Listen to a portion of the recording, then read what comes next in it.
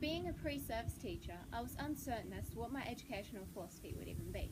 But now that I'm near the finish line of this course, it has opened my eyes to the fact that my philosophy has been standing right in front of me all along. With a combination of my current understanding and views on the classroom, the information I have gained throughout this semester, and the beliefs I hold in education are what forms my teaching philosophy.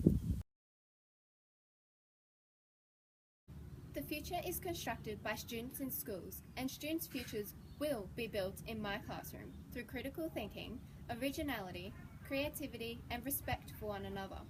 As a teacher, I believe it is important for my students to engage in critical thinking as it allows for creative and constructive conversations in regards to certain topics. It establishes what prior knowledge they have, what they have learned, and ultimately allows them to make a critical analysis on what this means for them in the real world.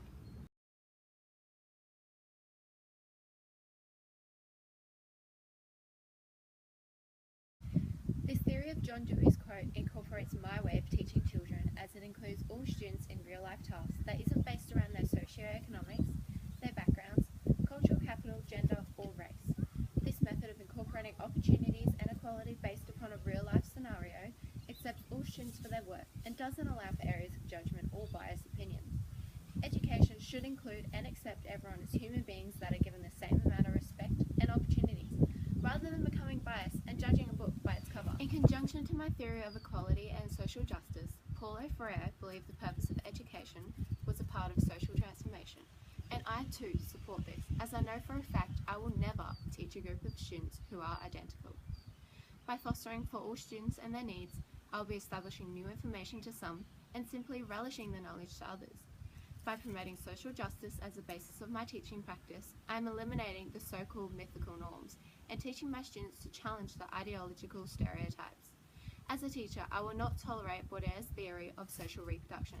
Instead, I will encourage self-sufficiency and independence upon my students.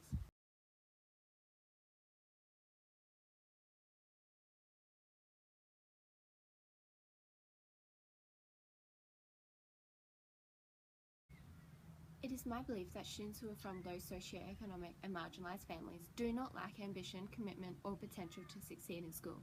They generally lack a sense of belonging. Students arrive at school with backpacks full of essential material to get them through the day. Not only that, they also come to school with what Pat Thompson calls a virtual school bag. This is an invisible yet powerful set of past experiences that students bring with them to school. It allows the students for opportunity to either become included in the school and excel from the beginning, or rejects them the belief of their belonging in the school. As a teacher, my role in this criteria is essential as it influences the students' ideas about the school and what their place within it is.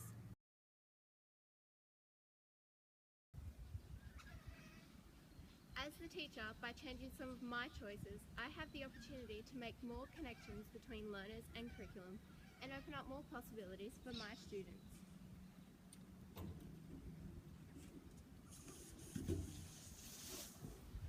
I believe that in order to create a safe and respected environment for my classroom, I need to integrate a relationship-centered pedagogy as it recognises and values diversity within my classroom. From this, it builds positive relationships and recognises a respected and safe environment where every student is treated with equality. These relationships are not just between me and my students, but among the students, parents, caregivers, and the community. I am committed to educating for social justice and social transformation, as it involves not only the relationship-centered pedagogy, but incorporates the student-centered approach,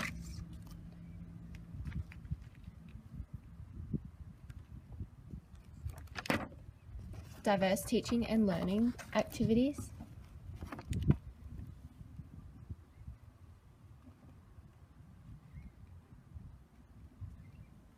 and ensuring I include parents and caregivers by constantly updating them on how their children's progress is. As a teacher, I understand that I will be in contact with several different students and families whom originate from different cultures. I need to use this opportunity to emphasize this quote from Paulo Freire. To explicitly, to make clear to the kids or to the adults that their way of speaking is as beautiful as our way of speaking. It is my duty as the teacher to ensure that each and every one of my students will feel valued and appreciated in my classroom. By implementing my teaching philosophy, I am positive that this will be successful in my classroom.